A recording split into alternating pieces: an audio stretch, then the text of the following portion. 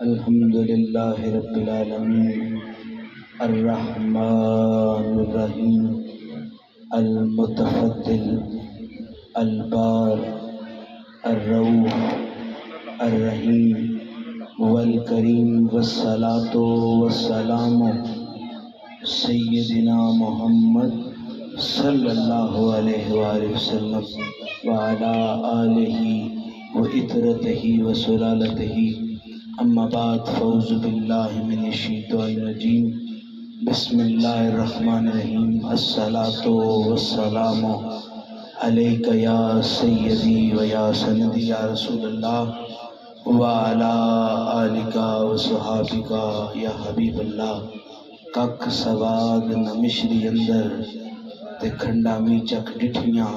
انہاں ساریاں گلاں نالوں گلاں سجن دیاں مٹھیاں لاتعداد حمد و ثنا اسی مالک کل کے نام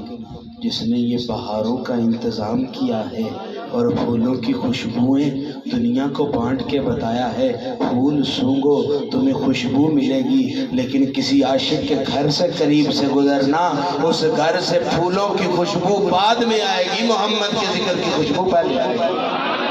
جناب ایک کتابچہ ہوتا ہے اس پر تحریرات کی جاتی ہیں تو آج کا بھی کوئی فرشتہ ادھر بیٹھا ہوا ہے ساروں کا تو قبلہ کا خطاب لکھ کے لے کے جائے گا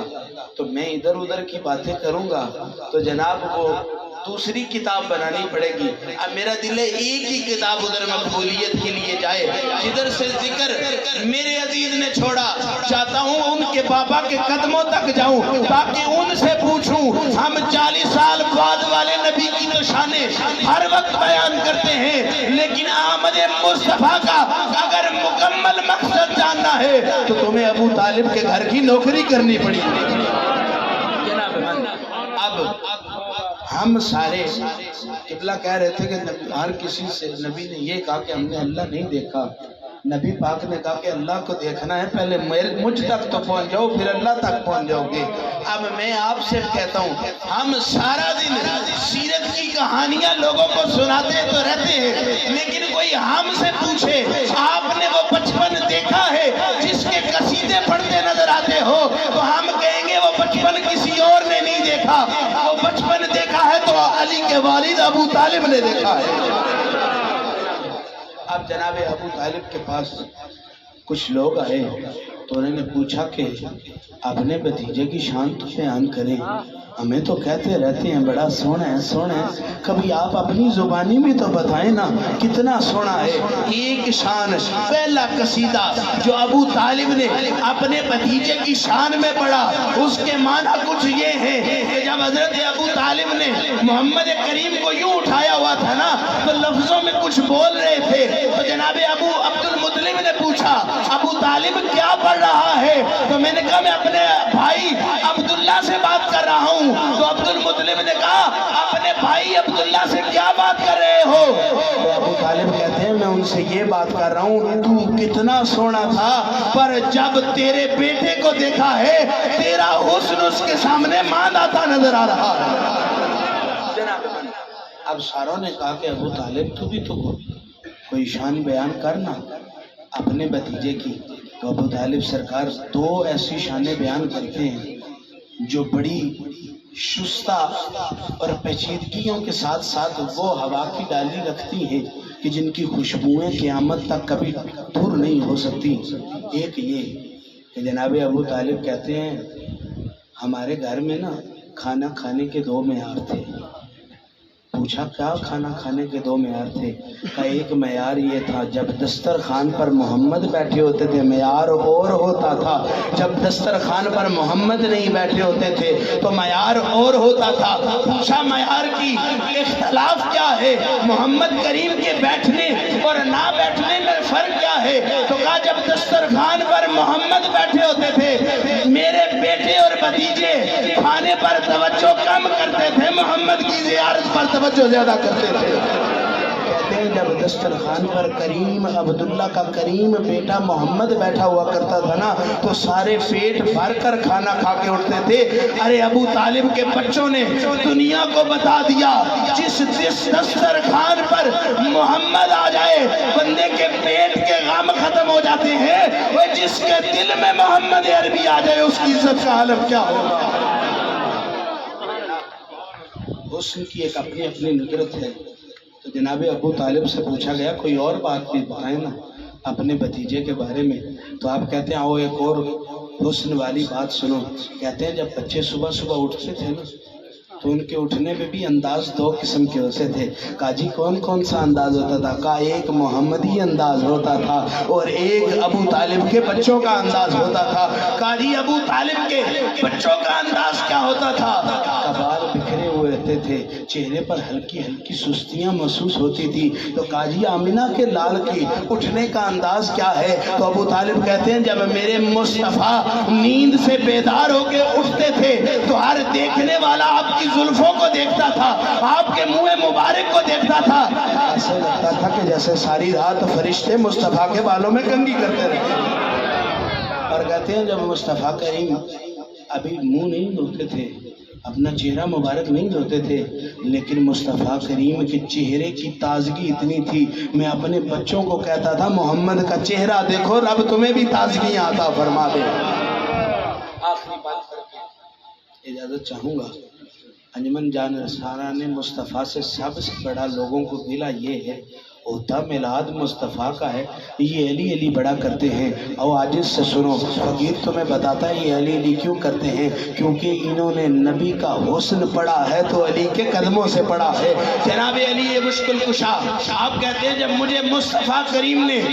یمن کی حکومت کے لیے بھیجا تو ایک دن مجھے ایک یہودی ملنے کے لیے آیا، کہتا ہے میں نے سنا ہے کہ وہاں نبوت کا اعلان ہوا ہے، آپ نے بھی اسی نبی کا کلمہ پڑھا ہے، لوگ مجھے کہتے ہیں یہ اسی نبی کا ویر ہے جو اب محمد نے ہمارے لیے بھیجا ہے۔ تو میں آپ سے کچھ پوچھنا چاہتا ہوں، کیا آپ اپنے ویر محمد کا حسن بیان کر سکتے ہیں؟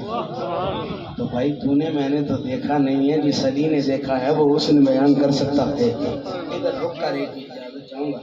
آج کی محفل کا حال سوشل میڈیا پر یا آج کی محفل ہونے سے پہلے کوئی بندہ بیان نہیں کر سکتا۔ چٹھا صاحب کی فوٹو جب صبح لگے گی تو نیچے ان کے جوش و ولولے کے کمنٹ لوگ کریں گے، فوٹو سامنے ملے گی تو پھر پتا چلے گا کہ رات انہوں نے کون سے رنگ کا سوٹ پہنا تھا، کون سے رنگ کی ٹوپی پہنی تھی، کون سے رنگ کی اینک پہنی تھی۔ آؤ اس یمن کی وادی میں جاتے ہیں، مصطفیٰ کریم کے پیر نے جب اپنے بھائی کی شان بیان کی تو کہتے ہیں میرے ویر کا مکھڑا ایسے ہے جیسے وضحیٰ، میرے ویر کی زلفیں ایسی ہیں جیسے واللیل، میرے ویر کا سینہ ایسا ہے جیسے علم نشرہ، میرے ویر کی باتیں ایسی ہے جیسے ینطق عن الہوا۔ جب مصطفیٰ کا ویر نینوں کی باری آئی نا تو کہنے لگے میرے مصطفیٰ کے نین ایسے ہیں، تو یہودی نے یہاں روک کے کہا اب بات سن اے علی محمد کے ویر، آدھا حسن تو نے بیان کر دیا ہے، اب نبی کے نینوں کی باری ہے، اب حسن خود یہودی بیان کرے گا۔ اب یہودی کہتا ہے میں آپ سے پوچھتا جاؤں گا، اب مجھے بتاتے جائیے گا کہ حسن کیسا تھا ان کی آنکھوں کا۔ سونیا یہ کسی اور بندے کے نین نہیں تھے، یہ نین تھے تو میرے مصطفیٰ کے نین تھے۔ تو یہودی کہتا ہے کیا ان کی آنکھوں میں دھاری سرخ سرخ سی ہے؟ تو علی پاک کہتے ہیں صدقتا، ہاں اتنی سرخ دھاری ہے کہ ایسے لگتا ہے کہ جیسے سرکار نے سلائی سرما لگایا ہوا ہے۔ مصطفیٰ سرما لگائیں یا نہ لگائیں ایسے لگتا ہے اتنی تازی آنکھیں، اتنی پر نور آنکھیں کسی کی نہیں ہے، تو سچ بولتا ہے۔ پھر یہودی کہتا ہے جو ان کی آنکھی کا سفید حصہ ہے کیا وہ کافی نورانی نہیں، اتنا کہ چاند اس کو دیکھ کے شرما جائے؟ تو علی پاک کہتے ہیں ہاں تو سچ بول رہا ہے، میرے نبی کی آنکھوں کا سفید اتنا روشن ہے کہ سورج کی روشنی تھوڑی ہے، میرے محمد کی آنکھوں کا حسن زیادہ ہے۔ پھر وہ یہودی کہتا ہے کہ میں آپ سے پوچھنا چاہتا ہوں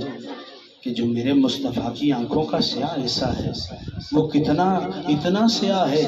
کہ جیسے سمندر کی گہرائی ہوتی ہے. ہاں مولا علی مشکل کشا کہتے ہیں ہاں اتنا ہی گہرا ہے، لوگ اس میں ڈوبنے کی کوشش کرتے ہیں اور وہ ڈوبنے والا یہ نہیں کہتا کہ میں ترنا چاہتا ہوں، وہ ڈوبنے والا کہتا ہے سیاف چپین دے آتی ہاں سانو لطف شرابہ چ نہیں ملتا. ڈوبنے والا کہتا ہے عاشق کا سکون دنیا کے باویلے میں نہیں ہے، عاشق کا سکون محمد کی آنکھوں میں نظر آتا ہے. تو جناب میں نے جو آپ سے بات کی کہ فوٹو سامنے ہو تو کوئی حسن بیان کر سکتا ہے، تو مولا علی مشکل کشا نے بھی پوچھا کیا تو مدینے گیا ہے؟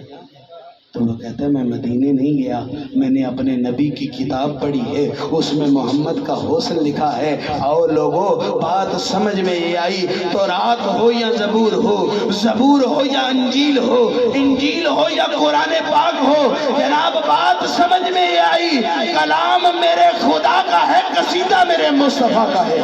کہ محمد سے وفا تو نے تو ہم تیرے ہیں، یہ جہاں چیز ہے کیا لوح قلم تیرے. واخر دعوانا